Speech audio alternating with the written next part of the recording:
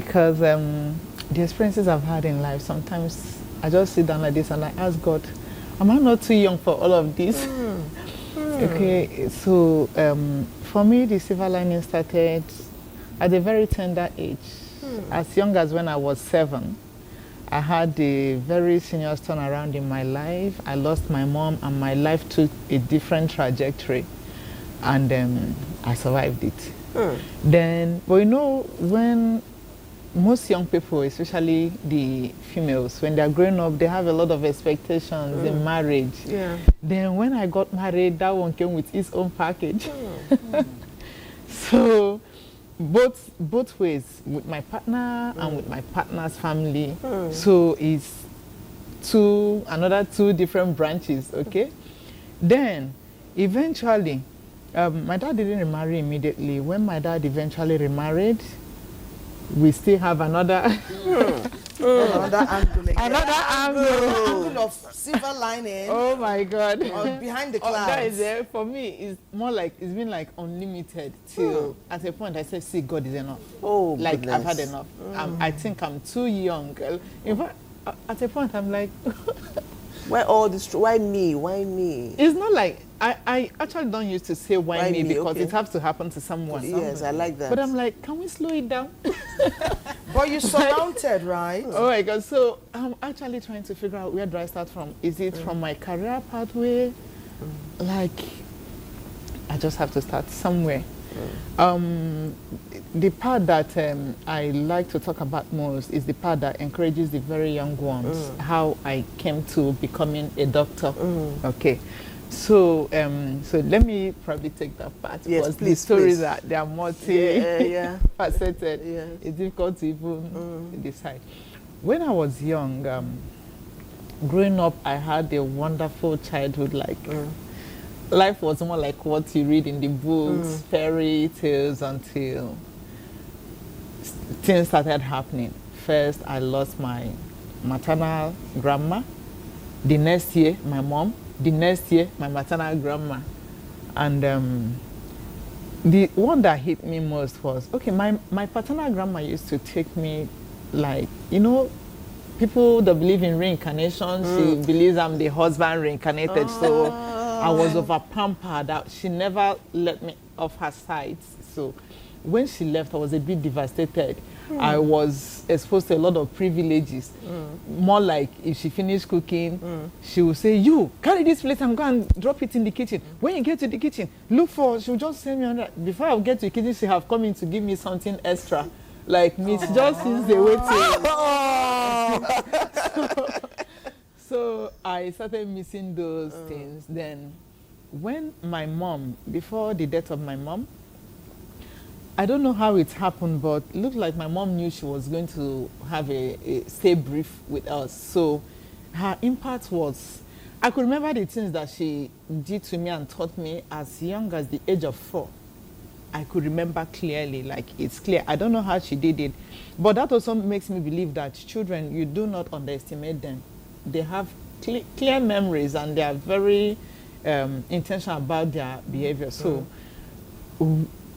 I watched my mom. She had 4 of us ladies first, and she had 4 of us ladies. And when she was pregnant with her 5th child, there was this excitement. She was so excited. I don't know. I can't recall, but probably she now knows is a boy coming. And then she started having some small challenges. When she go to people, there's this thing we call mama yard, very dangerous way of life. You know, like in the community, people always look for, like, they think the most experienced person to run to. Okay, yes, okay. Yeah, so they're called mama yard. Mama yard. Yes, Oh, yes. okay. So, like, with issues of childbirth, you go to the woman who have the oldest children Yes, that are apparently experiences. healthy and that kind of thing. So she was resorting to that, and they keep saying, bro, it's pregnancy. She would say, but I've been pregnant for like 4 times, this is the 5th. And at the end of the day, when she put to bed, I could see her joy. I was always by her side. She had that baby, it happened to be a son.